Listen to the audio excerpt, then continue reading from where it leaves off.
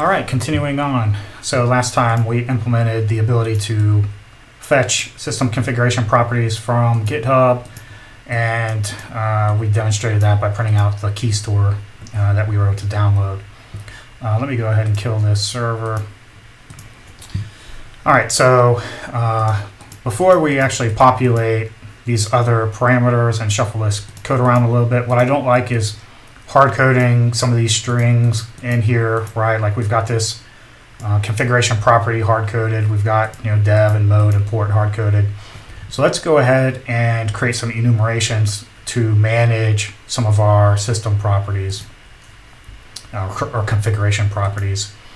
So all these are used currently in tutorial API server. So let's go ahead and create a new package called config. So we're going to have a bunch of system configuration properties, and then we have these basically system properties that are passed in that determine how our server operates. So really we need two separate types of configuration keys. So I guess I'll call these system keys and I'll call these configuration keys. So let's do new Java class. It's going to be an enum. I'll call it system key. We've got two. We've got port and mode. So we'll come back to this in a second. Let's close these out. We also need config key. So here we've got server, key store file, password, and type. Now, of course, I'm following the convention here with enumerations with the enum value being all uppercase. Obviously, that doesn't quite match the what it looks like here, right? These are all lowercase, but you can see some similarities. Let me split this down so we can see both. Obviously, there's similarities. If I lowercase this and then replace these underscores with dots, then we effectively can get the same thing. So let's go ahead and implement that. So we'll do help string get key. We can return the name of our enumeration, which is going to be this value, right? Server key store file dot to lowercase. Now, when you call lowercase, you can actually call it with no parameters, but as the autocomplete did, there are various locales that you can use when doing lowercase. You should always pass in a locale. In this case, everything I'm doing is in English, so I'll use the English locale. So that will get us most of the way there. It'll be underscore, all lowercase server underscore key store underscore file, which is pretty close. We just need to replace those underscores with dots. So replace all underscore with dot. Okay, we've got a bunch of red here. Return type required. I need to put a semicolon here. Delete this space. So now everything's looking good.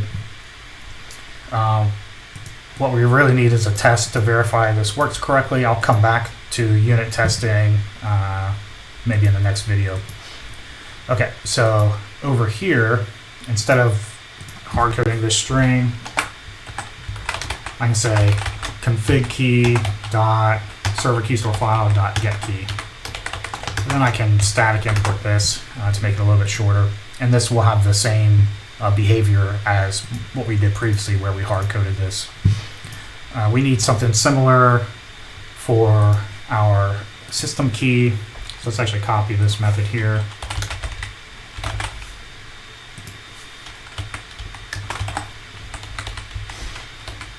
This is going to have the same method.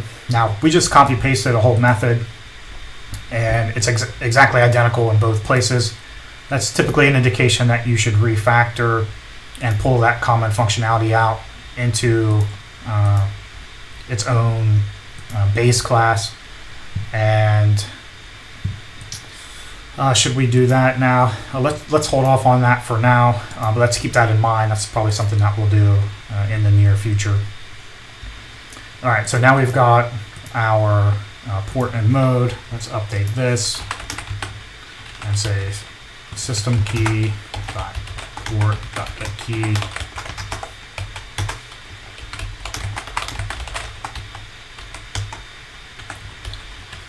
And now notice we have default values here as well.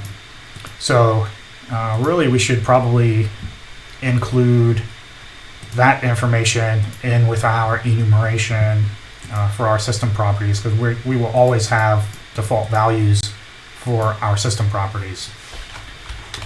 So let's go ahead and say private. Now here's one tricky part. So I called this string here. We actually have one string, dev, and then one integer, but all of our system properties start out as strings, right? Get property returns a string, and you can see it here. So, and we just happen to convert our port from a string into an integer with this mapping.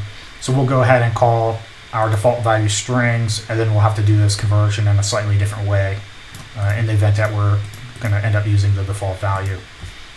Okay, so I've defined this can actually be final because it will never be changed. And we'll give our system key a constructor, and we'll need to pass in the default value.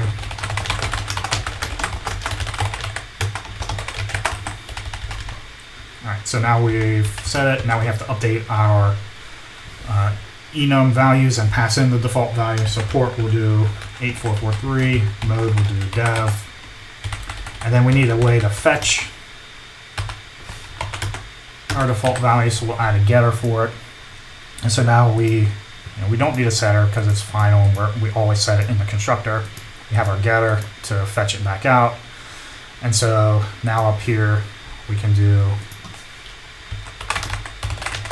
mode.getDefaultValue. And up here we'll need we can move this or else up here. Say port.getDefaultValue. We can do integer.parseInt around this whole thing. So we know the parameter that we pass into integer.parseInt is never going to be null. It might be invalid, right? If we pass in a port value or we have a default value that's not a valid number, in which case this will throw an illegal argument or a number format exception. Which will end up crashing the server, which is okay. That's exactly what should happen if the parameters that are passed in are not valid. Okay, so now we're not hard coding anything anymore. It's a little bit more complicated, but it's a little bit more consistent as well, and less magic, or magic strings, I guess. Okay, so let's go ahead and shuffle this code around and move some of this down a little bit lower. We don't need this log. Let's move this down. And we'll do a type here.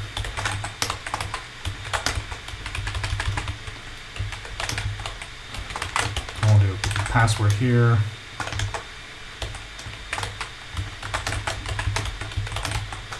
All right. And both of these passwords are always going to be the same. It's definitely the case in how we generated our certificates earlier, and it will be the same case when we generate our key store on the server as well. So this is okay to use the same configuration value for both of these keys. This true is always going to be true, so no need to make that configurable. At some point we might want to make this configurable when we switch to HTTP 2. We'll not worry about that. We do still have a magic string here. We don't actually need this, I don't think. Let's go ahead and test that theory out. So comment that out and then do this run. We'll also verify that I forgot to clean up this line here. Let me kill these and then do the run again. Okay, so we're started. It didn't complain about key store things, and it didn't complain anything about not having a name there. I can probably still do that curl from before. Yep, so everything's still looking good. We still have the red, which we never fixed, but we'll worry about that in the future. So all this is looking good. I need to delete this unnecessary line. We do have this additional string here that tells us where our basically our HTML content or our web content is located. So let's go ahead and add a config key for that. We can call it server web content. I guess that's reasonable. It's going to point to this directory. Let's add a line here. I forget what the value looked like. I'll just copy paste it.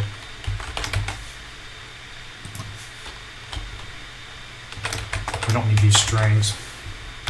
And I'll copy paste this over into our prod. So I did have a blank line in here. I don't really need that. So over here, web things are usually stored in var www tutorial API. I think that sounds good. So that'll be our production path once we get that far. Okay, we'll kill those files. We're not actually using this variable yet, or enum yet, since it's gray. Let's go ahead and put that in here. Server web content dot get key, and then we need config dot get string. Okay, so now we don't have that hard coded any longer. We are still hard coding our context path. I feel like that's okay. These context paths are not something that are going to change. Basically, we're always going to serve all files from the root context. We don't want any additional directories in there, and we'll always serve our API from this API context. So I do feel good about these. I could clean it up probably a little bit.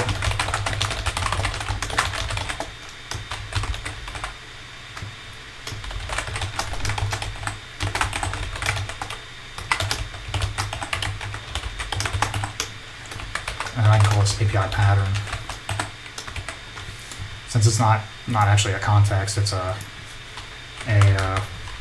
pattern used to match request URIs to determine what the servlet is going to handle.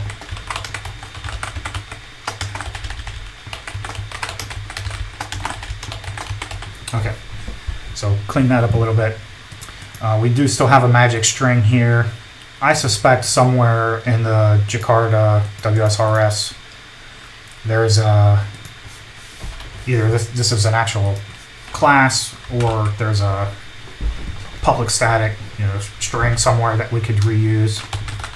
Let's see if it's a class. Jakarta.ws.rs.application. No, so it's not a class, at least not a class that I have on my class path. The servlet container specify it.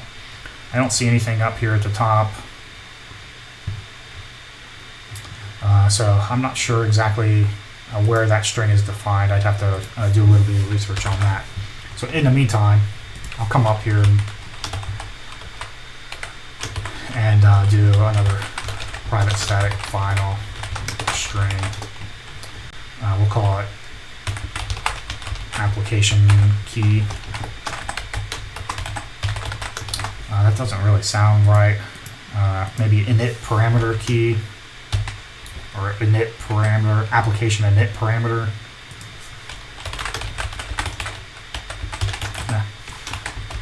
Might as well make it long. Letters are free. Okay, there we go. All right, so it's definitely a lot cleaner. All of our magic strings are up here, except for this URL. And we'll worry about that in a little bit. We might as well go ahead and clean this up a little bit. Right now we have everything in this static void main. We can move a lot of this Jetty configuration into its own method, which makes sense to me. And that method can return the server object, which we're then managing down here. So let's go ahead and do that. Now the question is, should it be static or not, right? Our main is static, and main can't call anything that's not static unless you create a new tutorial API server and then have that run. So I guess I will just make it static.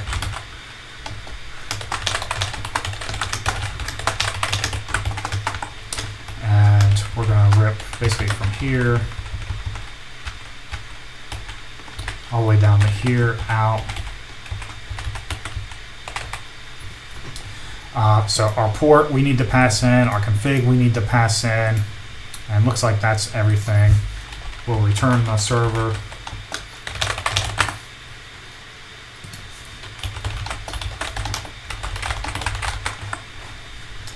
So that solved our parameter problems.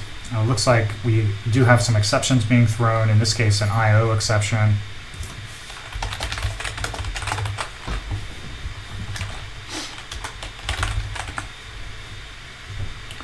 So now looks like everything's good in this method. We could create an integration test for this, or a unit test for this, which might do later on. So let's go ahead and create Jetty server. We'll pass in our port, and we'll pass in our config, and then we can start everything. So this is looking pretty good.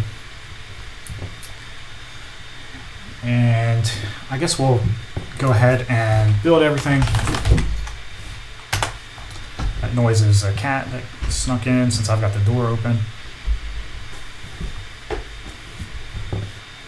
We'll build everything, make sure everything compiles cleanly, and it doesn't. We've got these warnings. So let's see. Config key due to incompatible class change error.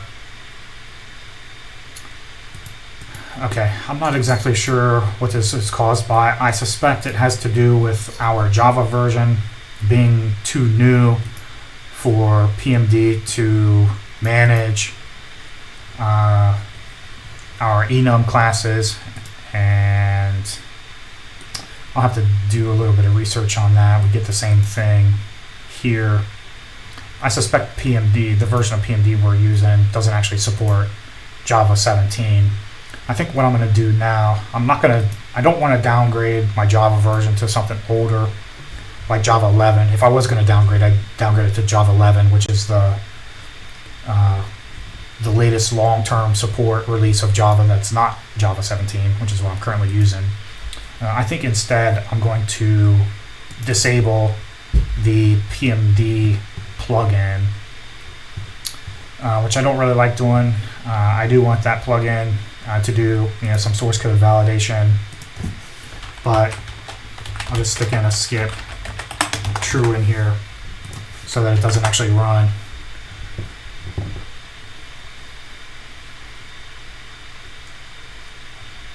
Now I'm curious, let me comment that back out. I'm curious if I do a Maven clean install, whether I get the same warnings. If I don't get the same warnings, in fact we got different warnings.